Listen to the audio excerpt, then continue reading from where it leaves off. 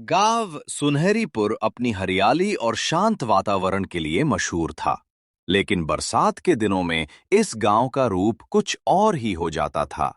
चारों तरफ कीचड़, मेंढकों की टर-टर और पुराने पेड़ों से गिरती बूंदों की आवाज़ें सब मिलकर जैसे एक अजीब सी डरावनी खामोशी बना देती थी।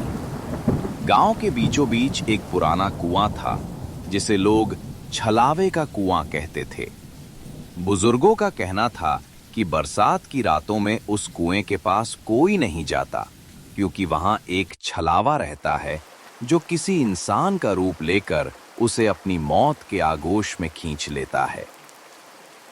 गांव के नौजवान अक्सर इन बातों को अंधविश्वास मानते थे। उन्हीं में से एक था रघु, शहर में पढ़ाई करने वाला, पढ़ा लिखा और निडर लड़का। बरसात की छुट्टियों में वो गांव आया हुआ था।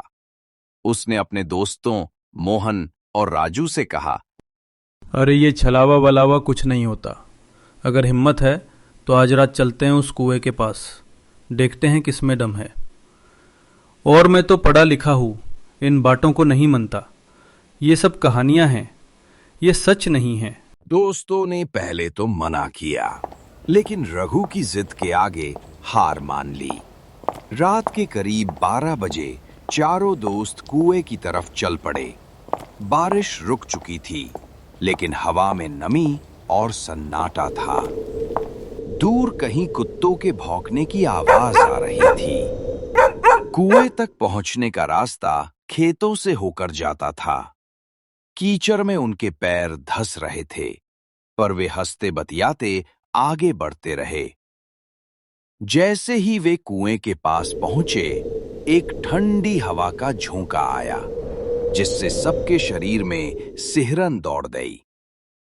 कुएं के पास पहुंचकर रघु ने कहा, देखा, कुछ नहीं है यहाँ, बस ये बुजुर्गों की डराने की बातें हैं।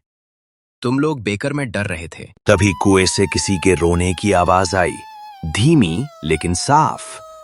तीनों ने एक दूसरे की तरफ देखा।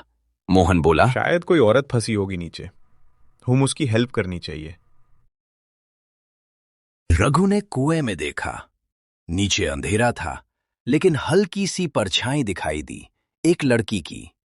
वो लाल साड़ी में थी और बाल खुले हुए थे। बचाओ, मुझे बचा लो, बचाओ।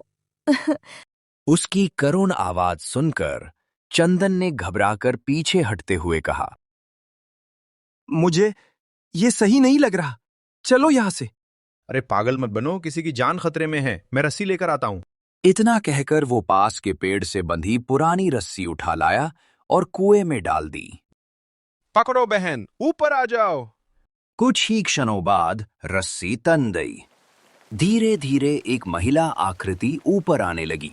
लाल साड़ी, भीगे बाल और मुरझाया चेहरा, पर उसकी आंखें चमक रही थी, जैसे कोई जंगली जानवर अंधेरे में चमकता हो। वो ऊपर आकर जमीन पर बैठ गई। उसकी सांसें तेज थीं। उसने धीमी आवाज में कहा, धन्यवाद। अगर तुम लोग थोड़ी देर और करते तो मैं मर जाती। रघु ने पूछा, आप यहां कैसे गिरीं? महिला ने धीरे धीरे उधी और मुस्कुराई, मैं यहाँ गिर नहीं गई थी, मुझे तो तुम बुला लाए हो।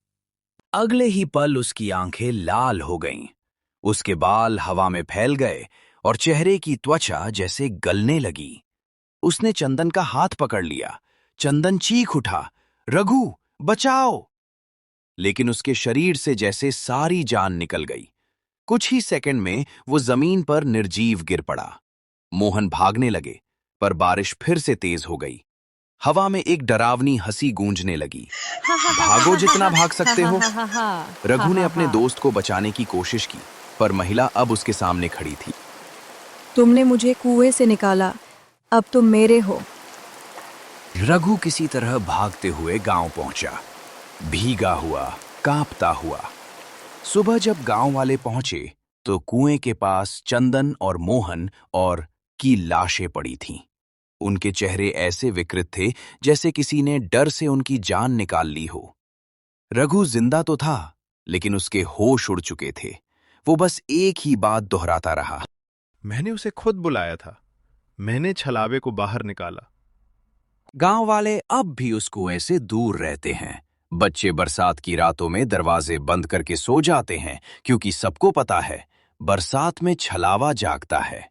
और जब भी बिजली चमकती है, कुछ लोगों को लगता है जैसे लाल साड़ी में कोई औरत उस पुराने कुएं के पास खड़ी मुस्कुरा रही हो।